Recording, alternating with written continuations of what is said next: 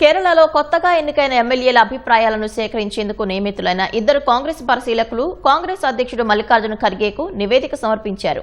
ముఖ్యమంత్రి అభ్యర్థిపై తుది నిర్ణయం తీసుకోవాలని అధిష్టానాన్ని కోరారు.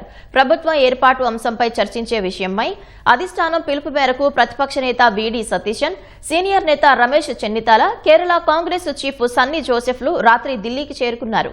ఏఐసీసీ ప్రధాన కార్యదర్శి కేసీ వేణుగోపాల్తో పాటు కేరళ కాంగ్రెస్ రాష్ట్ర వ్యవహారాల ఇన్ఛార్జ్ దీపాదాస్ మున్షీతో కూడా అధిష్టానం చర్చలు జరపనున్నట్లు కాంగ్రెస్ వర్గాలు పేర్కొన్నాయి. కేసీ వేణుగోపాల్ను సీఎం చేయాలని మెజారిటీ ఎమ్మెల్యేలు పేర్కొనగా ప్రజలు మాత్రం సతీశన్ వైపు ఉన్నారని కాంగ్రెస్ పరిశీలకులు ముకుల్ వాస్నిక్, అజయ్ మాకెన్ తెలిపినట్లు సమాచారం.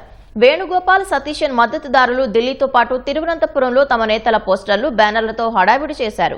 కేరళలోని 140 అసెంబ్లీ స్థానాలకు జరిగిన ఎన్నికల్లో కాంగ్రెస్ సారథ్యంలోని యూడీఎఫ్ 102 సీట్లు సాధించి 10 ఏళ్ల తర్వాత మళ్లీ అధికారం హస్తగతం చేసుకోనుంది.